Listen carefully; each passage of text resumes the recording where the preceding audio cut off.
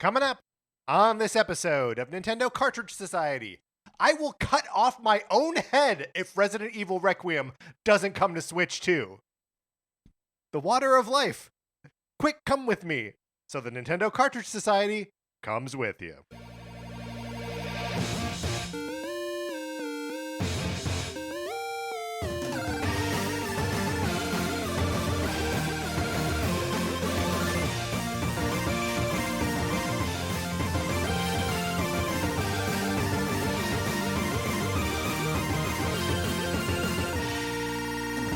Welcome to Nintendo Cartridge Society. My name is Patrick Ellers, and I am joined, as I am always joined, by my co-host, Mark Mitchell. We've got a good show for you today. We're going to be talking about the news from the week, and then on Thursday, maybe we're covering a Nintendo Direct? You never know. Right, Mark? We don't. We just don't know. Yeah. But if not, we are going to be doing wows and whiffs of the first 3 months of the Nintendo Switch 2. But Mark, in the meantime, how's it going? It's going great. I'm so happy to be back. I'm glad to have you back. It has been many a week. I know it's been many weeks Since last I saw you. Yeah. And funny that 2 weeks ago when friend of the show Connor McCabe was the co-host. Yes. Filling in for me. You guys were talking about a possible Nintendo Direct happening, and it still hasn't happened. Or well, it's just funny that 2 weeks ago, right, there was this rumor that it was happening in September, and then last week, our good friend, who we've never met, but Nate the Hate. I don't necessarily want to count him as a friend. I mean, but he's been, he's saying that there's a Nintendo Direct later this week. So possibly the 11th, possibly the 12th. So these are the numbers that are being thrown around. These are the right numbers now. that we're just victims of the numbers. Right, that's right. We're like the characters on Lost, that we are victims. So we are much. slaves to the numbers. So much. We gotta every 108 minutes. We gotta go down to this computer. That's right. And we gotta type the numbers in. Or Nintendo Direct won't happen. Right. So we're saving the world one Nintendo Direct at a time. I'm a little jet lagged, so we'll see how this goes. I think you're doing great. Thank you. And if people would like to support you through your jet lag, Mark, they can head on over to patreon.com/Nintendo Cartridge Society, where if they are supporting us at the 8 or 16-bit levels, they get access to our once-a-month episodes of miniseries like NCS at the Movies. Yes, where you and I, and sometimes a special guest, are going to the movies together and then talking about that movie. We've done some great episodes. We talked about Superman. We talked about the Fantastic Four's First Steps. We talked about the Naked Gun. And we'll be talking about something for September soon, probably. We haven't decided what that is yet. No, it'll happen probably soon. I still think it should be One Battle After. Yeah, and that comes out at the end of the month, so right, maybe it'll be another double slam in October or whatever. Yeah, because something's got to come out in October, too. It's got to. Tron. Maybe we'll see Tron. Yeah, we'll talk about Tron later. Yeah. Anyway, check all that out if you are interested. And then if you are not in our Discord yet, you should get in the Discord, especially if there's a Nintendo Direct this week. People will be in there talking about it. So email us, Nintendo Cartridge Society at gmail.com. And we'll send you an invitation. You can get in there and chat with people who want to talk about Nintendo. All right, Mark, let's get into what we've been playing this week.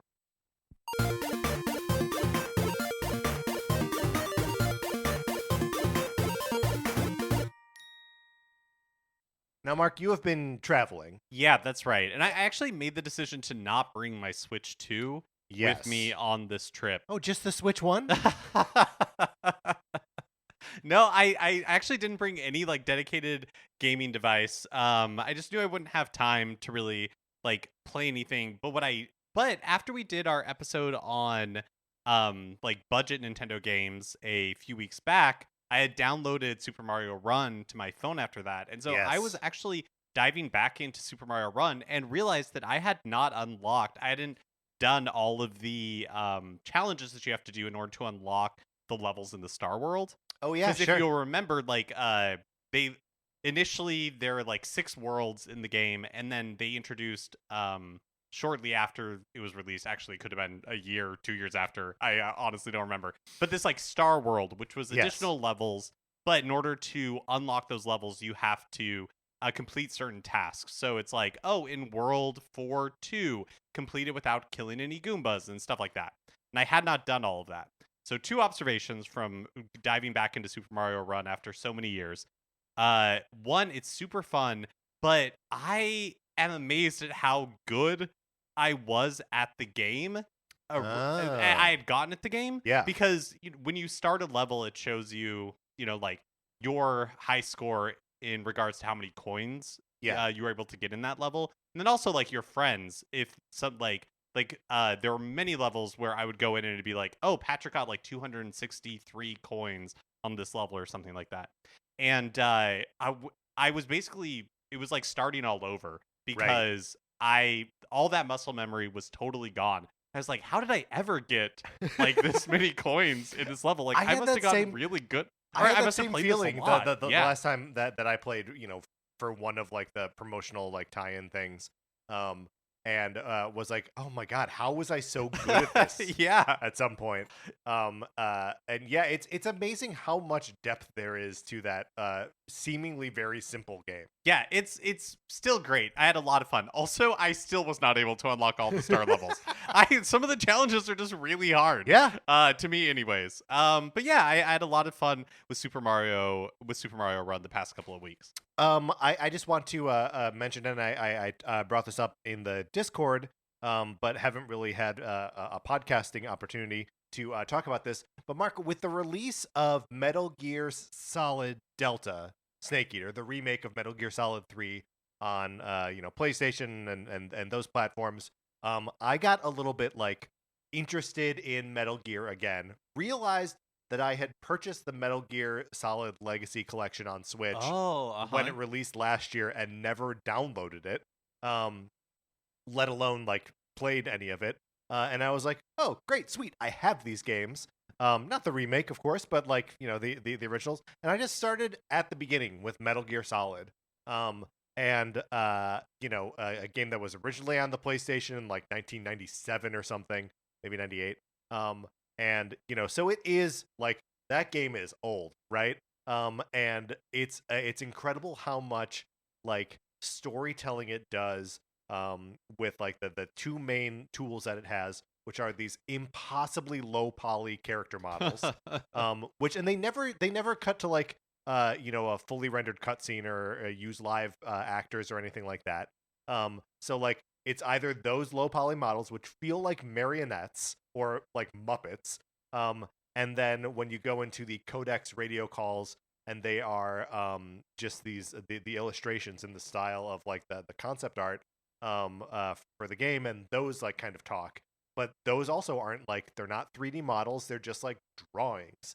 And like I was blown away by how much more convincing that is than like playing a PlayStation 2 game where they are like approximating the look of a real human person. Like they Uh-huh. just sidestep the uncanny valley altogether, and you're like, no, the characters you're playing are these like abstractions that are brought to you by low poly models and like these high concept like concept art pieces. And it made me like yearn for the days of when a Final Fantasy game, you would have like the character portraits, Yeah, um, totally. that are just like in that style, and you'd be like, oh, then like your imagination of what the character really looks like is this like intersection of like 8-bit art or 16-bit art and this like very watercolor like painterly thing, and there's just so much more room for like imagination and excitement in that than someone who looks like a dude. Do Yeah, you know it's what I like mean? totally. It's like the little like chibi avatars on a Final Fantasy game when you're like traversing the world. Eh, Yes. Uh, they are almost that, just like uh abstract representations of the actual Yeah, characters. You know what I mean? totally. And this, like, it's amazing how well the first Metal Gear Solid, like, conveys this. Also, and maybe I'm just like not in a place to actually evaluate the game, because I realized that nearly every line of dialogue through to the end of the game was buried deep in my head, in my like memory, That's and incredible. like I was reciting lines along with the game all the way through it, and like I probably haven't played it in like 20 years, easy. Um, and yeah, I just had an absolute blast. Metal Gear Solid, what a game, That's so incredible. fun. How long of a game is it? How long did it take you? It took me like 9.5 Oh, hours, so it's maybe. pretty short. Yeah, it's pretty short. and then like after I finished, I went back into the because of the VR missions, which was a separate game that you would buy back in the day on PlayStation, is just included in that purchase in the Legacy Collection. And so I played through a bunch of the VR missions as well. Also, super fun. The gameplay of those games is rock solid. It's inventing a lot of the ways to interact in like top-down, like bordering on three-dimensional play space, and it's not always like the conventions that people ended up going with. So it can feel a little bit like you've got to rewire your brain to be back in 1997. But as soon as you do that, it's like it's totally solid and totally fun, and I just loved my experience with it. How did it feel like control wise? That's what I'm saying, is that like the controls felt old. Oh, okay. But only in that like I knew that that's not the path that we went on, in the years after. Yeah. So I just sort of like reset my brain to like, no, this works like this and this works like this, and then you get used to it, and as soon as you are used to it, it's fine. I guess I meant like having it be mapped onto modern controllers. Did that feel weird at all? I mean, or just because the controls were weird, yes, that it all that's just right. felt a piece. Well, and like the PlayStation DualShock controller is so similar to what all other controllers ended up being that like it's yeah, I guess that's true. Kind of okay. But yeah, I had a blast. I'm at some point going to dig into Metal Gear Solid 2. That was going to be my next question. And then 3 after that, until I run out of steam, which will happen at some point. But hey, we don't know when like Metroid is coming out or whatever. Exactly. And then I do just want to mention that I continue to play Mario Kart World. Sarah and I will go online and play Knockout Tour online together, and that's a lot of fun. And sort of in between that, I go back to the free roam mode, and continue to like bemoan the features that aren't in the free roam, but also spend 15 minutes in free roam and have a blast. And then I'm like, okay, I'm done. And I still have that blast. Would you consider downloading like a third-party app that helps you like keep track of what you have and haven't done in free roam mode? Only if it could keep track of what I have already done. Sure, yeah, no, that's totally fair. I really feel like, and I'm sure we've talked about this before, but man, like that should at least be something that it's not going to be in game. I know. Should be in the Nintendo Switch app. Yeah, totally. Just like Zelda Notes. And Zelda Notes will know what you've already done. Right, exactly. Yeah. So yeah, 100% that should be there. And also just like a little bit of signposting to be like, you've collected all of the medals in this area, right? Or there are 8 P-switches left around this track. Yeah. Like that would really go a long way towards. Also, give me a compass. Which way am I facing? Give me an easy way to pull up like a whole world map. Instead of being like exit free roam. Like there's just some like very simple things. And again, I applaud the game for being like, no, you don't play this for completion. You just play it to like roll around the map and discover things. I think that's admirable, but also I'm like, okay, but I've done that now, and now I want to find stuff. I think like 8 years down the line, like they did with Mario Kart 8 Deluxe, and they started adding those options, they might. I wouldn't be surprised if a decade from now, some of those things that you're asking for get added. I would also say, sorry, now I'm just on like a Mario Kart World thing. That they should do more P-switch challenges that bring in the other game modes. There's no P-switch challenge that sort of like emulates the feeling of Knockout Tour, and there's no P-switch challenge that does like a battle mode kind of thing. And I just think that's weird, where it's like they'll do like a P-switch thing where it's like you got to do all this wall riding and do these tricks. And it's like, okay, well that's a new like feature of the game, it's a new mode of the game. And there are times when it'll be like, now do this like classic track on this thing, and it's like, okay, but why not also like point me to the other features of this game already? Yeah, that's interesting. And that that makes me think like,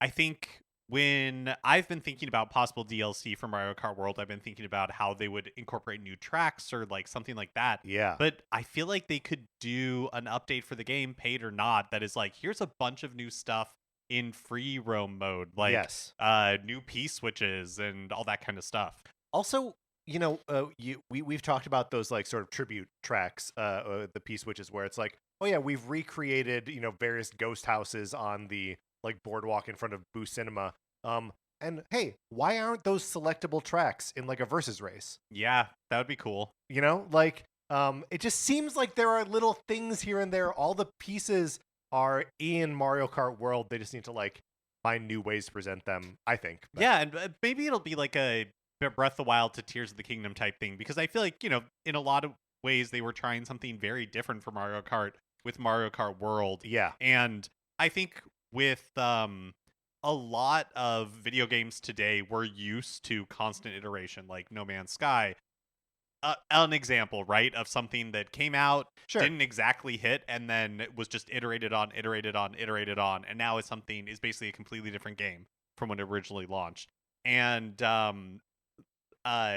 but Nintendo doesn't seem to want to work that way, and so Yeah. I think we may be waiting until whatever they do next for them to really, be like, what worked, what didn't work, what do we want to do different. I guess what I'm saying is I have almost zero expectations that Mario Kart World is going to like evolve Me in too. any of those ways. Even though I just if it was going to evolve in any way, I just feel like they would have said something around the release, right? Of like, and expect future update, like Right. more whatever in the future. Well, who knows? But like they're just not messaging this game like that at all. In fact, Nintendo's not really talking about Mario Kart World at all. No, anymore, not really. Anyway. But also maybe in like a few years they may decide that they want to do a booster course path, Sure. like because Well, and also maybe there's a direct on Thursday. That's like, here's a bunch of new stuff from Mario Kart World. We don't know. That's true. We don't know, and we'll never know until it happens. And then I just wanted to quickly mention that I did pick up the Star-Crossed World expansion for Kirby and the Forgotten Land. And I've played I played the first 2 levels and was like, oh, it's just like more of this. Interesting. Which, I haven't had a chance to dive into it yet. It's next on my list. I would like to hear your reaction. I did end up going back to it and have played most of the extra levels, but I'm not playing them for like get everything in them. You'll finish a level and you will collect like all the little star guys and beat the boss, and then there'll be like 2 or 3 other things that you could have done throughout the level. Sometimes it's like don't get eaten by this big enemy, and sometimes it's like find these underwater treasure chests or whatever. And sometimes I get those and sometimes I don't. And I just remember like in the second level, I got to the end of the second level and there was something that I hadn't done and it like revealed it, and I just looked at it and was like, I don't know what that means. And I had that moment where I was like, do I go back in to get this thing and play that whole level again? They're not that long, but like they're not that short either. And I had this like crisis where I was like, I'm not having fun with this. So it took me a couple days to go back and like try it again. And it just feels, I liked the original Kirby and the Forgotten Land, but I think I always kind of regard it as like an inessential experience or like not the most exciting game I could be playing. And so it is just, I've had a hard time like going back to it. Yeah, like I said, I haven't tried it yet, but I really liked Forgotten Land, and I'm a little bit worried that when I go back to it, I'm going to be in for a bit of a rude awakening because I think what I liked so much about it was the world and like the music and the experience, and I think it's like so adorable and cute and all the animations and the interacting, like all that kind of stuff. But I've never really like loved the gameplay of the Kirby series. And so it will be interesting to How do you feel about this coming back to it? Yeah. So I don't know, but I want to play that. And after the reviews for Star Wars Outlaws, whatever. Yes. Is it singular? It's plural. On Switch 2, it seems like a really good port. I am interested in picking that up. So I mentioned this on I think the episode that Jeremy was on, but when Star Wars Outlaws came out or when we saw like the footage for it on Switch 2, I was like, ooh, looks like it's running kind of rough. Yeah, totally. And I just went ahead and bought it on PlayStation 5. And then after playing a little bit of it, I was like, oh, my apologies to the Switch 2 version. This is just how the game runs. Like just kind of framey and like beautiful looking, but kind of clumsy in motion. And so this Outlaws is another one that I want to get back to. And now I'm kind of like, did I mess up? Should I have waited to get it on Switch?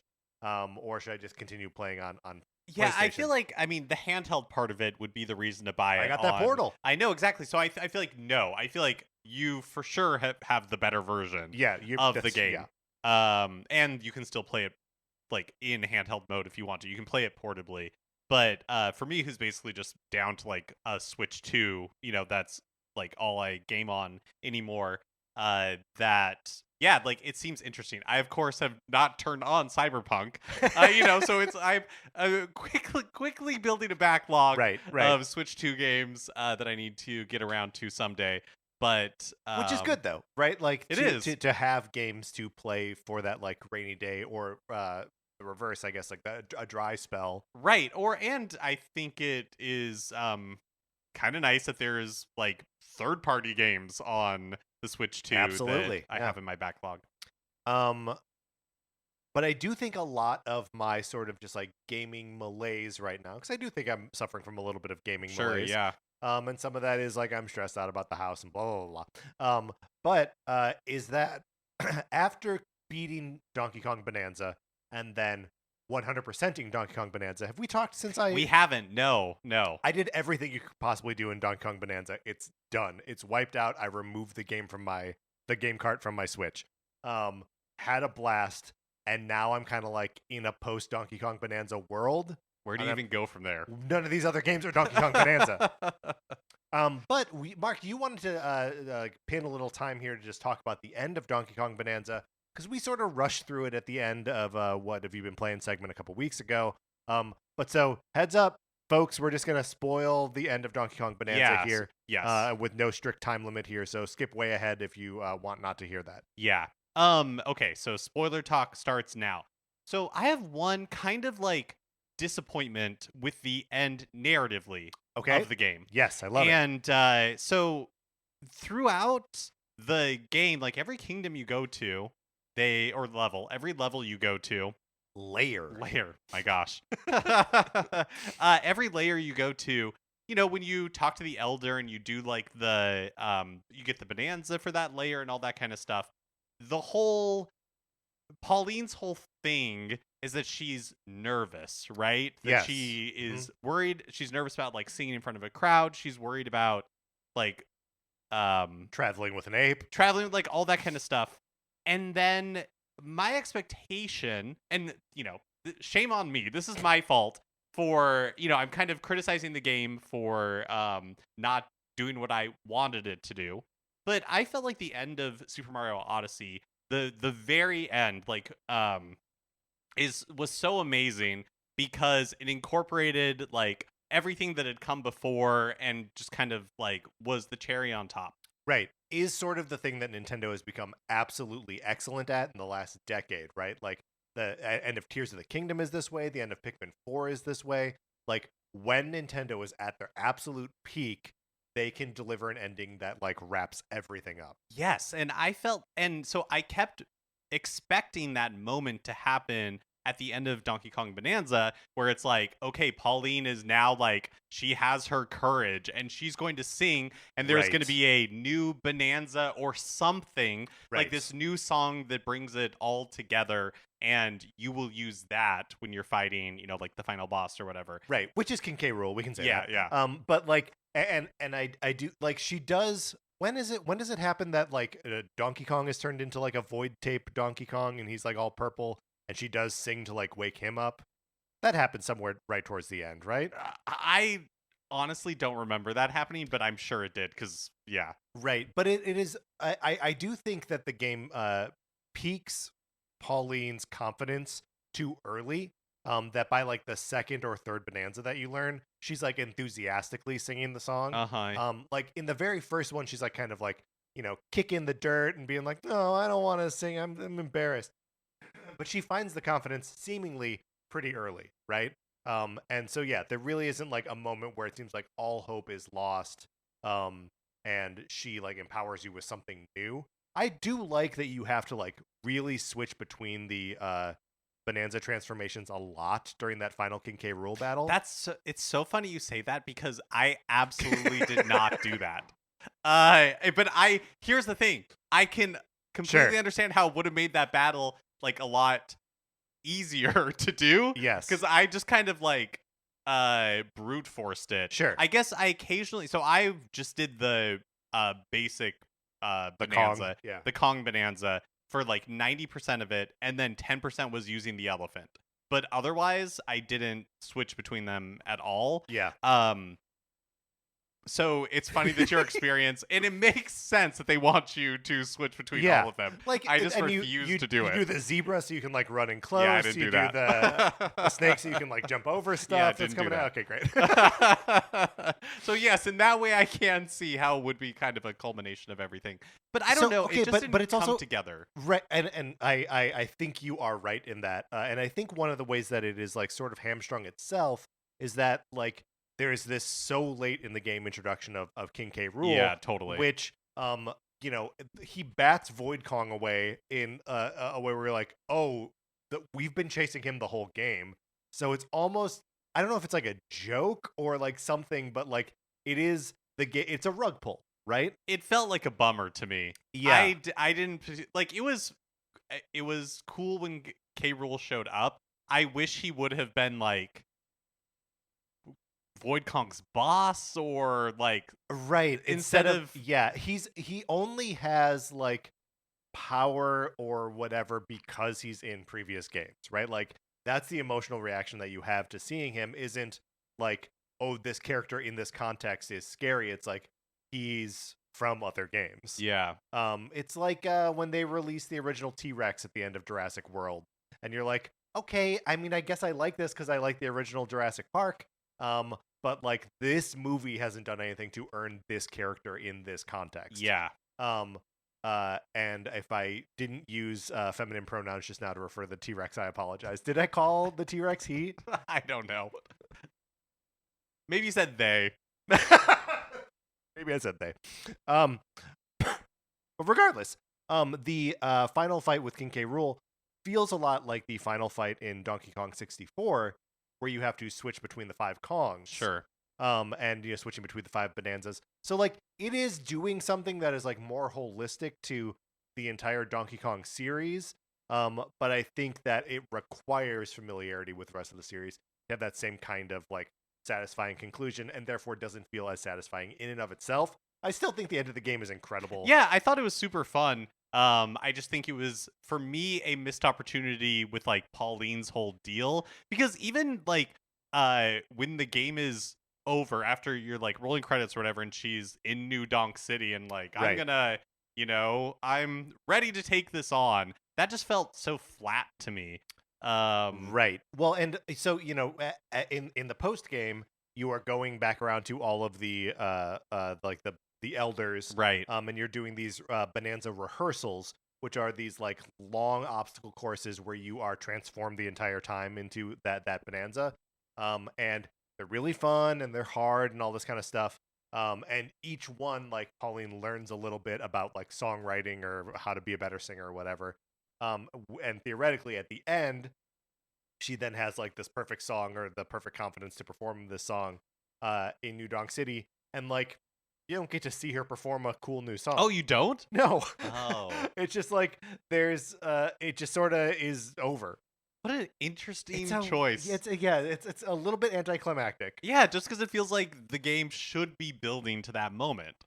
Yes. If not before the credits, then, for completing the post game. And the fact that it doesn't, I don't know, is a weird choice to me. The thing is, I can sort of understand not wanting to lock like a fun song that you write and animate behind like the end of post game content. But yeah, it is truly like, why am I doing this? Right. Well, I mean, you're right. Nintendo, especially with post game content, or I feel like collecting all the Koroks or finding all the Koroks in Breath of the Wild is a great example. It's like, sure. The reward was that you did it, because if you expected something cool at the end of this, Right. like that is not Here's the case. poop. Yeah. Right. But yeah, I don't know. So that was a part for me at the end of the game where I was like, again, I agree with you. It's super fun, and because I recognize K. Rool, it was fun that he showed up. Yes. But I didn't like the way the Void Kong was just literally dismissed, and then I expected more from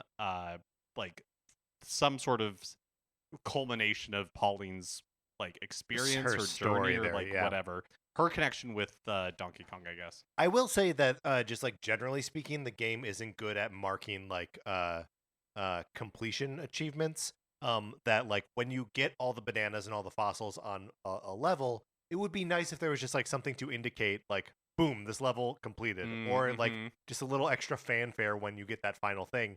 But like that doesn't happen. And it's just so when I got my final banana, I just got the last banana and that was it. Huh.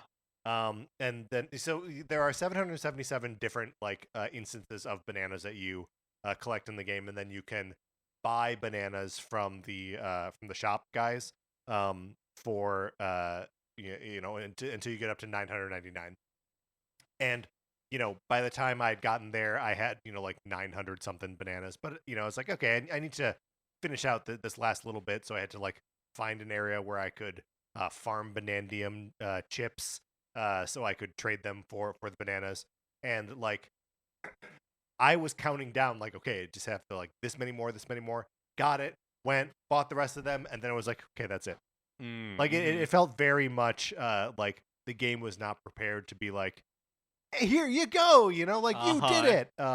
So am I asking for do I want too many congratulations from a game? I mean, but that's so much work to get all Right. of. My game clock is like 50 hours. Yeah. So like I played the game a lot and I had a great time, but like, yeah, for both that and Mario Kart World, like not great at celebrating your completion of things. Just kind of odd. I wonder if I'll go back and do the post game for Bonanza, because I don't like controlling a lot of the Bonanza forms. Like I don't like the zebra form, and I don't like the snake form. Snake form I get. The zebra form is fun when they just like make you do it the whole time. But the snake, it always that thing of it's just like the spring Mario transformation where you're like, I just want to have more control. I want to not have to hop so far with each. Yeah, I absolutely get that. But the zebra, Mark, give it another chance. Yeah, maybe I should at least mess around with it. Or skip it. Go right to the other one. Well, I know I'm never gonna 100% the game. Sure. So I guess you're right. That takes the pressure off too. Right. I might as well at least experience it. Okay, great. So we're done talking about Donkey Kong Bananza now. Not forever, but for now. All right, Mark, let's get in. That's what we've been playing this week. Let's get into the new releases and what we might be playing next week.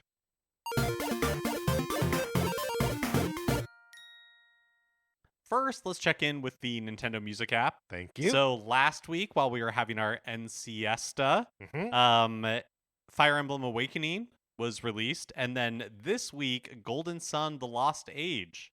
Both soundtracks now available in the Nintendo Music app. Yeah, very interesting that while the Golden Sun games came to the Nintendo Switch Online GBA library at the same time, these did not. Yeah. Separated by like 6 months. Yeah. Go ahead. I was just gonna say, it's interesting to me, like when they choose to use these things as seemingly like coordinated marketing beats with a new game or something that's coming out, or like we got with Kirby. Yes, right? Exactly. Like when they released the first half of the tracks for Forgotten Land a few months ago, my memory is when that happened, we didn't know that like there was a Nintendo Switch 2 edition. Oh, I do not remember. I don't You're remember probably either. Right, and so it was just like, oh, that's kind of weird that they're gonna release more like the next half of the tracks later. It makes sense that they were holding them for the Nintendo Switch 2 edition. Also interesting that they used it to be like, hey, you just watched 45 minutes of Sakurai going into like, excruciating detail. I know that it happened while I was gone. And I did not finish the Kirby Air Riders Direct. Yes. And I remember feeling about the 2018 Super Smash Bros. Ultimate Direct, like their E3 presentation, felt the same way that I did with Kirby Air Riders, where it's just like, this is too much information. Yeah, it is. I don't need this level. Right. I personally don't need this level of detail. But I love that they let him do whatever he wants. It's just like, seemingly he just has a blank check to do whatever he wants. Here's my real question, though. Why is that what he wants to do? Yeah, Why does he want to make these enormous videos about these games No idea. I think and be on screen the whole time. yeah, I don't Narrate know. the whole thing. But maybe it's because he put so much of himself into all of these games and he's excited to like talk about the details of Yeah, it, right? yeah, Because yeah. if he didn't do this, I don't know that we would know any of this like, this information. Yeah, I mean, you're probably right. Also in that like Starman character that he wants everybody to think is cute, it's working on me. Oh, I think it's okay, cute. Well, there you go. I had no idea which way that was going to go. So yeah, Nintendo. For the record, I'm on team not cute. Oh, not I don't, cute? I don't think it's cute. Interesting. I don't get it.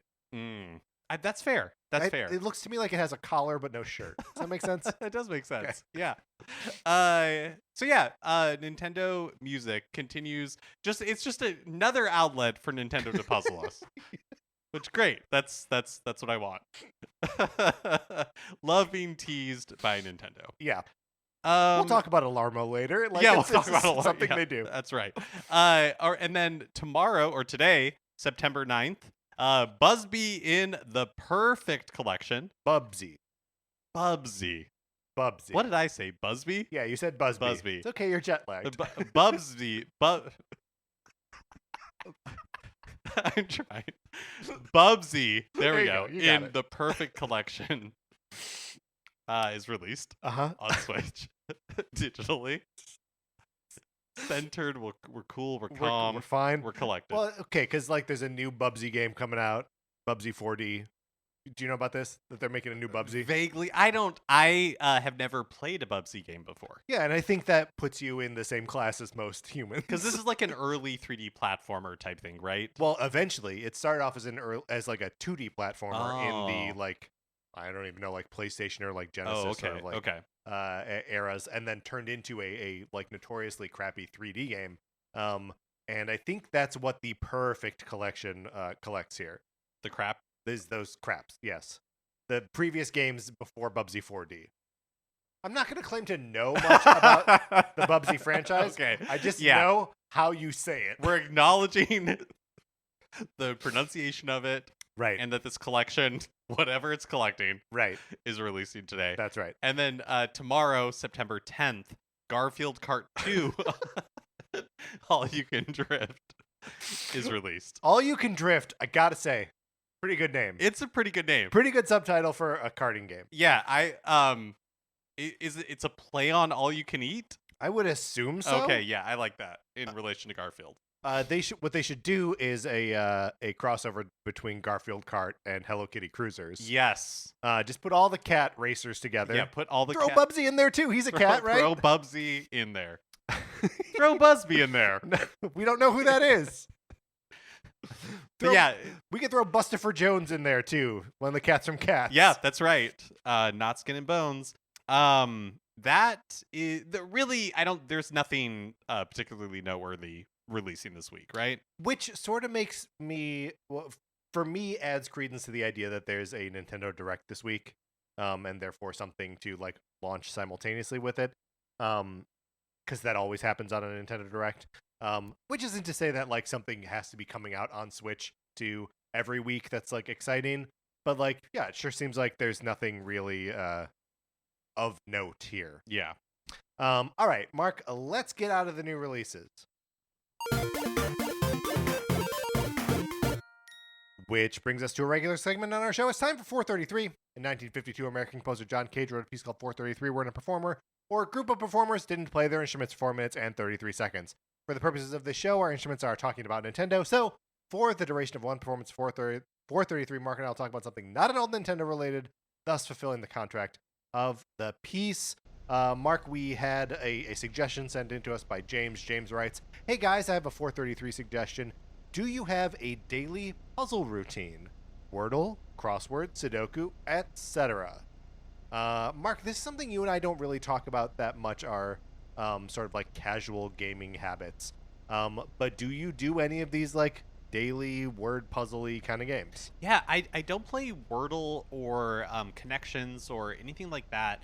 One thing that I started doing a few months ago is to kind of stop myself from just mindlessly rechecking the same like 3 apps over and over on my phone. Yes. I bought a book of Sudoku puzzles, and so that's kind of what I do to take a mental break and to like put my phone away and not look at my computer screen for work and all that kind of stuff is I having like a physical book of puzzles Yes. that I will spend some time on. That's smart. And Just then to do something not on a where you're still doing something, right, but it's not on and you're still like playing a game, but it's just not on a screen. yeah, just having that little bit of like separation is nice, and like looking at physical paper or whatever. And so that's what I do, and sometimes I'm not able to do like a complete puzzle, so sometimes I'll like put it away and then come back to it the next day, or I get stuck and I need some space to like think about it. The other thing that I do every day is my mental math is so bad. I've never been great at math, and it's a skill that I neglected for a long time. 9 times 4. To an embarrassing degree. 36. There you go. You're good. And Pokemon Day is February 27th. very good. Is that right? Is it I February think so. 27th? That's what was in my head as well. Yeah. Beaumont Kin. There you go. Shinya Takahashi. See, you got it. And so One of those things was about Nintendo, so just strike that from the record. So every day I also do some like, this is on my phone, but like some mental math flashcards. So it's like, so that way I'm trying to learn like long division and like multiplication, like stuff that I've just neglected for a long time, but I would like to get better at. I kind of work on that every day. How about you? What kind of puzzles do you do? I do not have a regular puzzle routine. Sarah does all of the like New York Times puzzles, and occasionally, if she is like doing them in bed, I will just like roll over and like try to do some of the puzzles with her. But what's interesting about especially the way she approaches the Wordle is that like she's done it. I think she's got a streak now for hundreds of days, and so like. She's just thinking about it in a way that like I can't. I'm just like not on that level. I'm still looking at it like it is a word problem, and like I think she sees past the words to just like the probability of these letters being arranged in this order.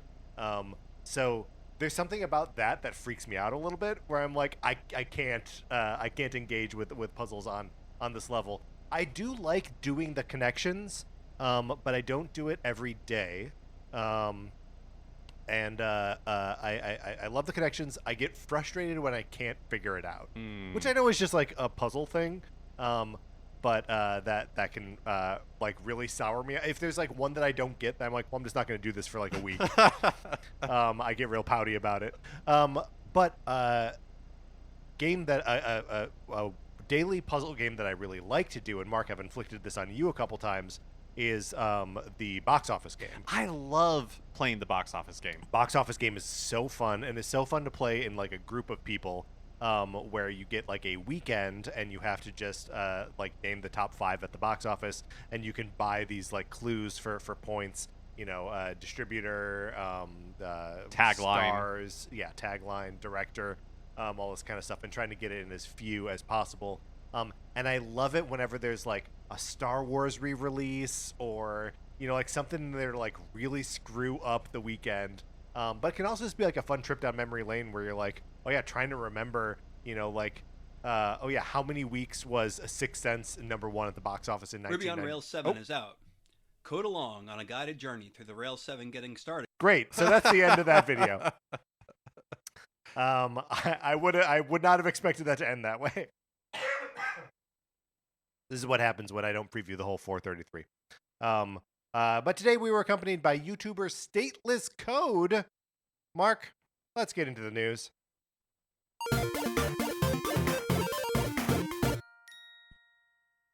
Nintendo has announced that they're rebranding a subsidiary of the company formerly known as Warp Star Inc. Warp Star! To be now known as Nintendo Stars Inc.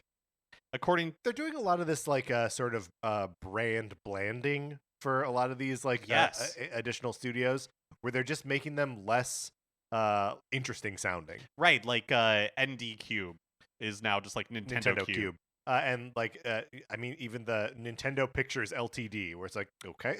Right. Yes. Yeah, and also okay, so Warp Star Inc.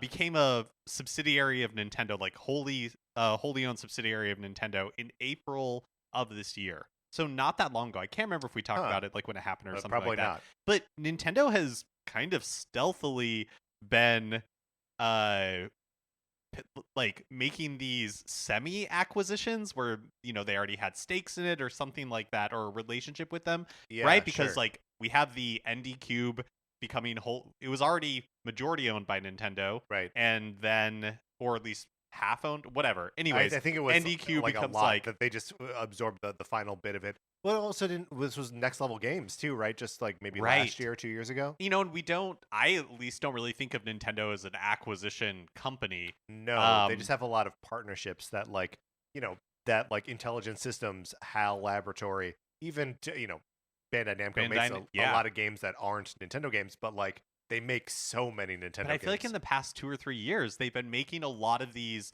again, where it's like they had a partnership with somebody or something, Right. and now they're just like bringing them entirely in house for their own purposes. So here's an example of that. But anyways, so what will Nintendo Stars do? According to the press release, Nintendo Stars will be, quote, responsible for the ancillary use business tied to films that feature Nintendo intellectual property. So what does this mean? So ancillary use for films refers to basically like taking Nintendo characters and using that in other areas. Like they specifically call out live events and merchandise. Sure. So this is the Teenage Mutant Ninja Turtles Out of Their Shells tour, coming out of their shells Yeah, tour. that's right. Right. Okay. But for Mario. well, so Warp Star Inc. Was responsible for managing the ancillary rights for the Kirby franchise. Makes sense. And it'll still continue to do that. But now, as Nintendo Stars, its role will expand to Nintendo's film properties as well. But what's interesting to me about this, and what I don't understand, is that Nintendo must already have a team that manages licensing. And so, Right. why have this be specific to films?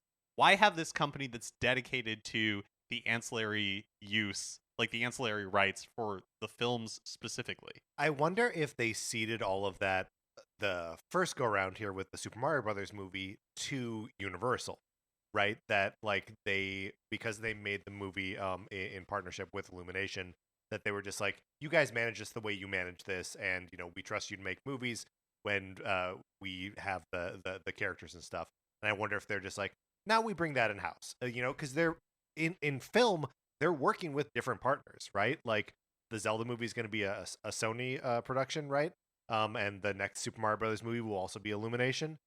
So like maybe they just need a unifying force to then manage those film properties. Yeah, but why film specifically? Right? It's a good Because question. like they must have departments that already work with licensing for Nintendo characters. Like you walk into a Target and there's a like Super Mario t-shirt. Right. That had to be officially licensed, and so there must be. Yeah, but officially licensed, like I do think, because I honestly I think you don't see that, and correct me if I'm wrong here, but I don't think you see that much Super Mario Brothers movie merch, right? Like if you see Mario merch somewhere, it's like just connected to the like vague idea of Mario or one of the games, right?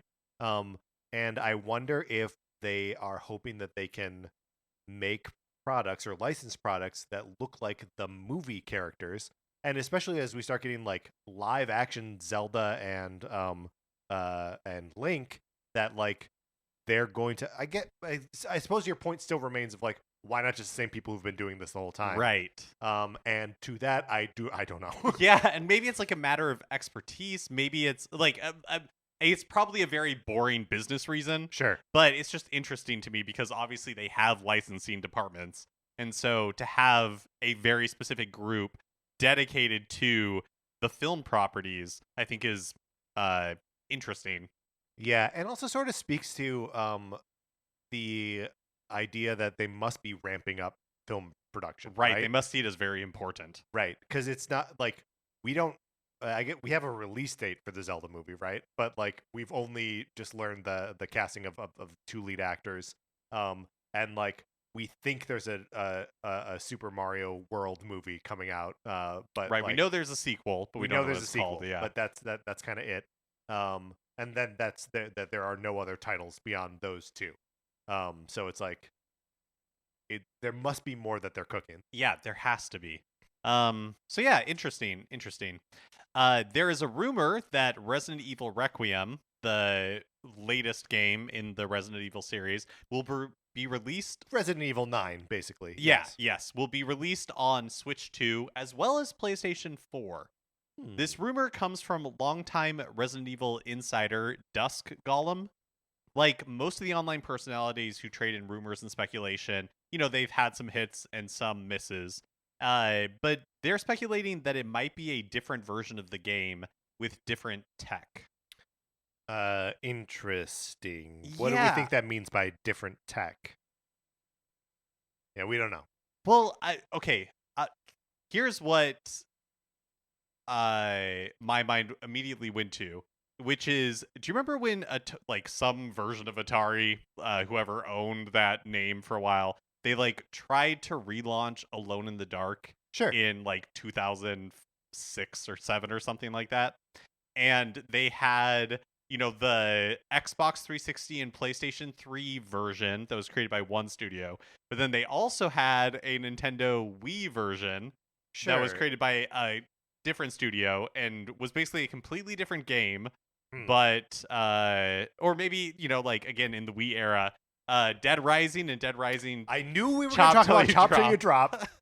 What's interesting about Chop Till You Drop is that that version of this phenomenon is that like it is still a lot of the same like bones as the original Dead Rising, just like with a lot of limits on it, right? Sure, because it's using the Resident Evil 4 engine. Right, exactly.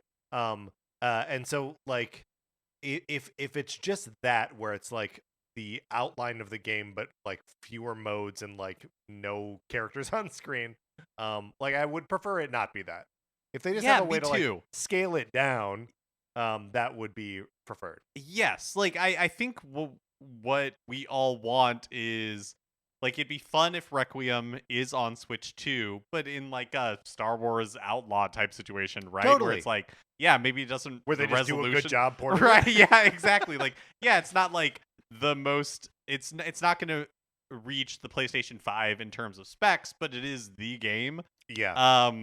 And so, yeah. Do you remember during the Wii, PlayStation 3, Xbox 360 generation that there was a Ghostbusters game? Oh, right. And like it was the same game across all three, except the graphics in the Wii version were like cartoony. Oh. Like they were still like, 3-dimensional and everything, but they were just like cartoon models of the characters and seemingly more photorealistic in the other versions. And there were probably also motion controls in the Wii version. Why wouldn't there be? But like that's I feel like that's the kind of compromise they'd never do now. Right. Where it's like, oh yeah, this is now just like cell shaded and like less detail. Even though like that may even, if you were to go back to those Ghostbusters games, I bet the Wii version looks better now.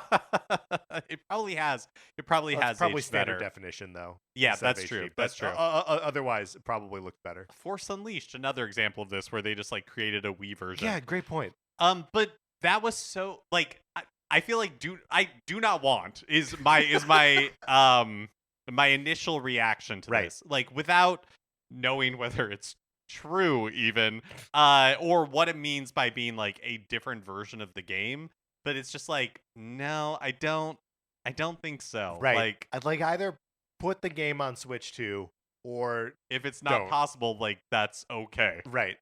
Yes. 100%. Yeah. Just make it streamable. Come on.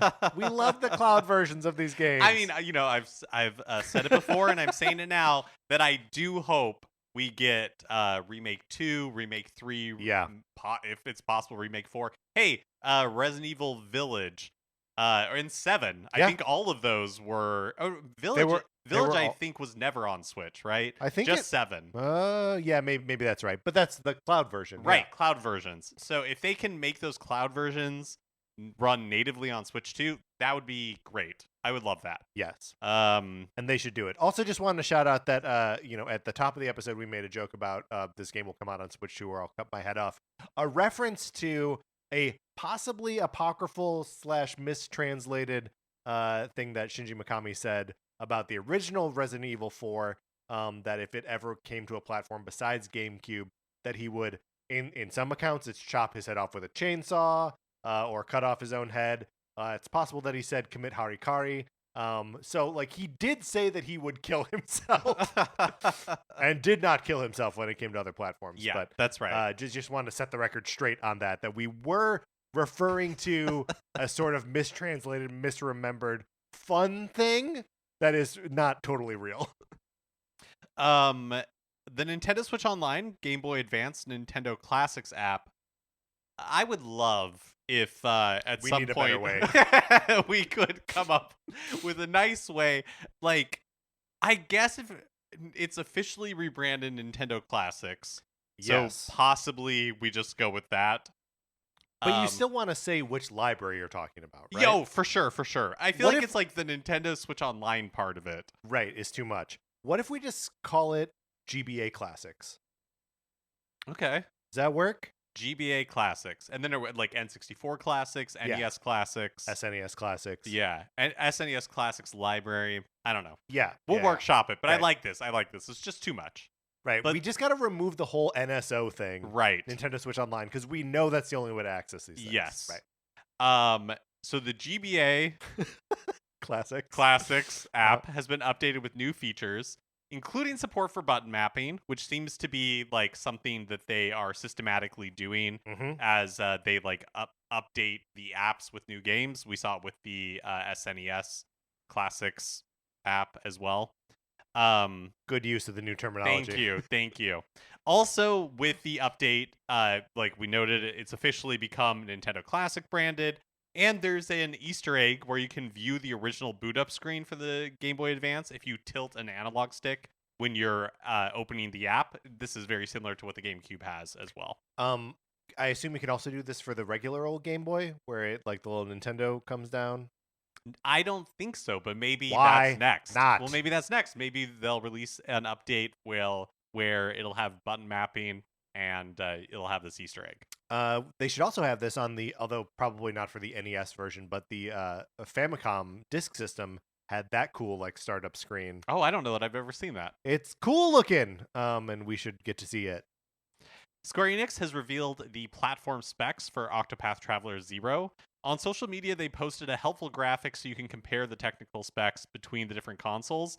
And it's kind of funny to me that consoles have gotten this complicated that you need like a matrix to make sense of what exactly you're going to get. Because Right. there is a vast amount of variation in like the different configurations. Right. Regarding rendering resolution, frame rate, and town building placement limit. Yes. So it's like, well, if you buy the Nintendo Switch 2 version, the resolution is a max 1920 by 1080.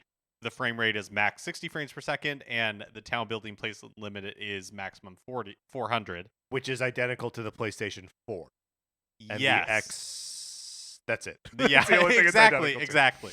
But then if the Nintendo Switch is 1280 by 720, 30 frames per second, and 250. So it's just yeah. But building placement limit, which seems like a huge step down in like a gameplay relevant thing. Yeah. That you can only place 250 buildings within a town versus the 400 you can do on Switch 2 or 500 that you can do on PlayStation 5, the Xbox Series, or on PC. Yeah.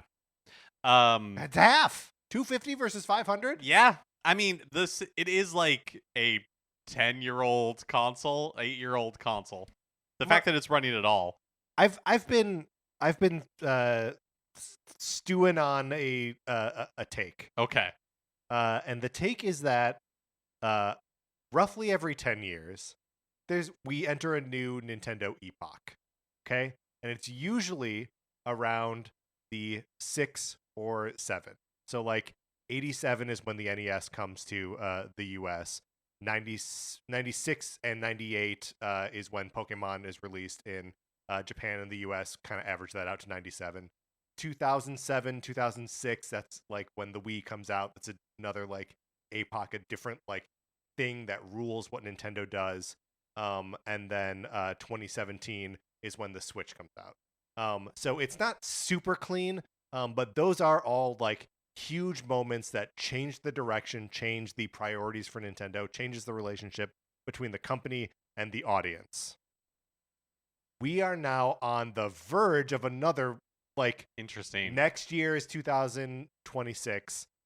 That's sort of like the early end of when the like new epoch of Nintendo can begin.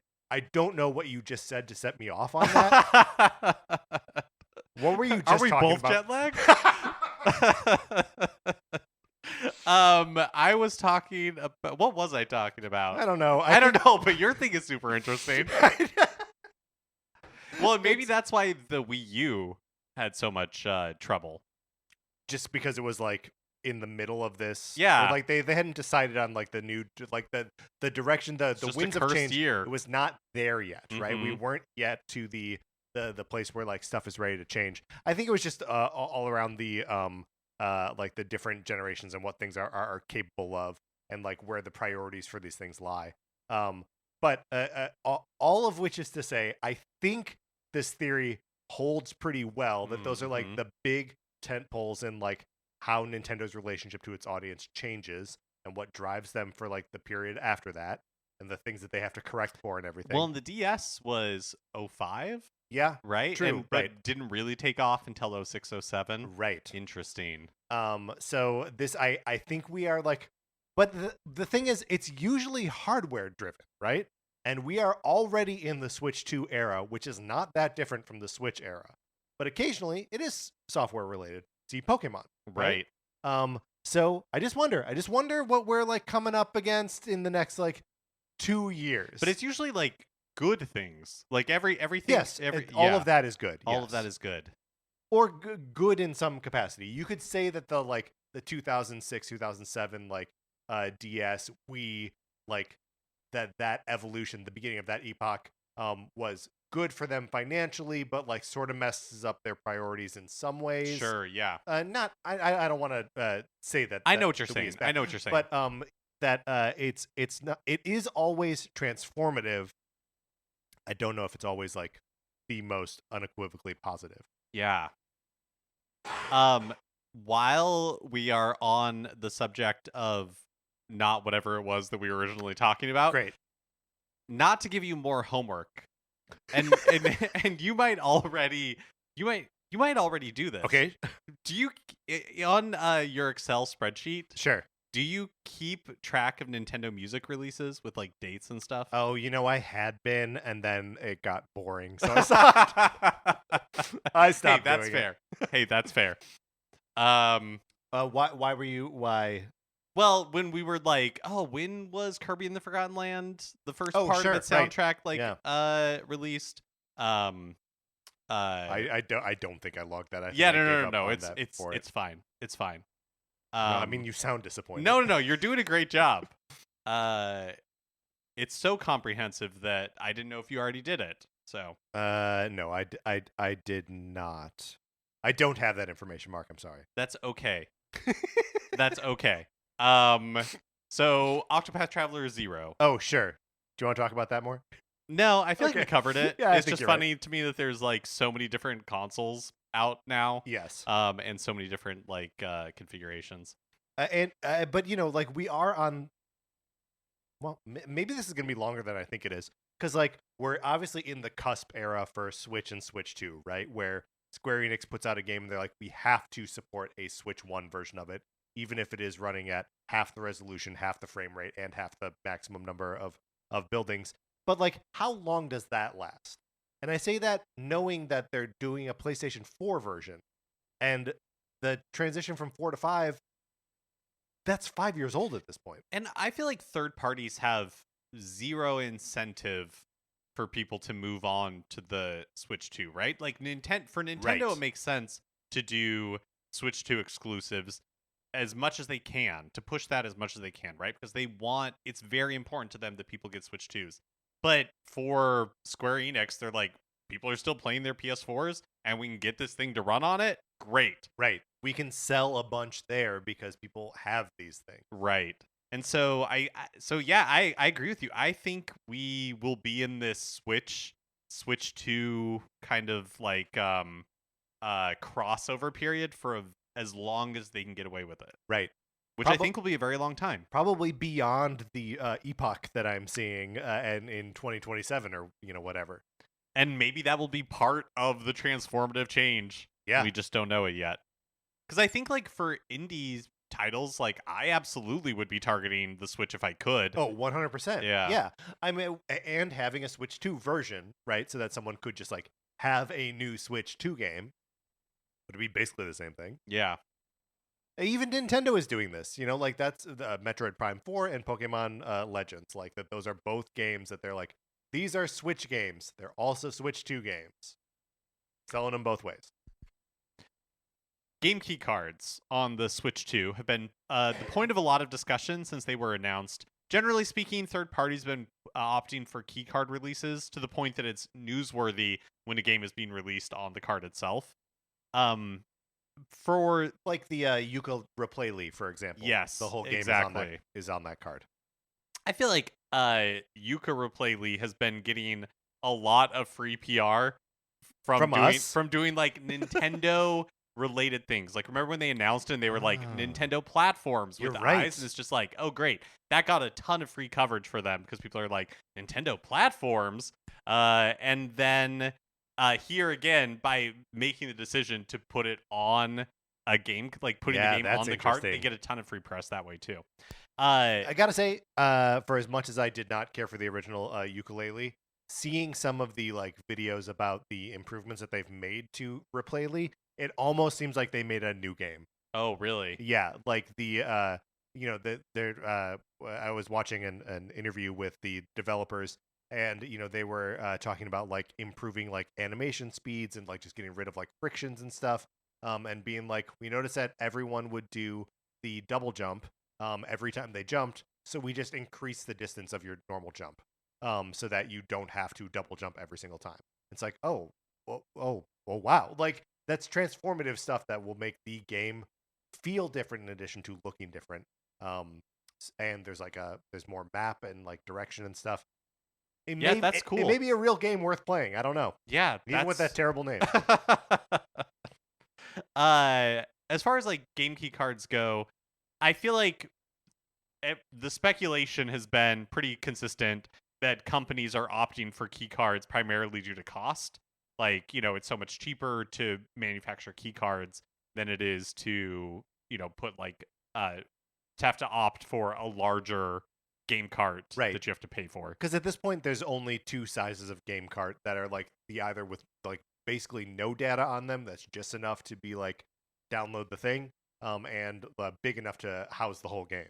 Yeah, I can't off the top of my head. I think it's like there's like 16 gigabyte and 64 gigabyte game carts, and then there's also the game key cards. Right. So yeah, so I think that's part of the problem where it's like our game either doesn't fit on 64 gigabytes or it does. Our game's like somewhere in between those two sizes, but the 64 is too expensive. It's so expensive to manufacture that it's not worth it.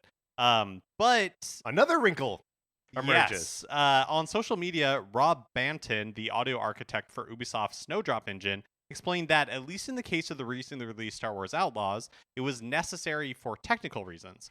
Banton noted that, quote, the engine relies heavily on disk streaming for its open world environment, and Switch 2 cards didn't give the performance needed for their quality target.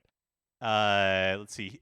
He says that if Star Wars Outlaws had been developed for Nintendo Switch 2 originally, it might have been different. Quote, as it was, we'd build a game around the SSDs of the initial target platforms, and then the Switch 2 came along a while later. In this case, I think our leadership made the right call. Yeah, so interesting that like it couldn't stream that information from the disc card fast enough, but could do it from the Switch itself, more or less, even though it's not, it's like emulating the solid state drive for platforms like PlayStation 5 and Xbox 360. 360 Xbox Series. I'm still thinking about chop till you drop.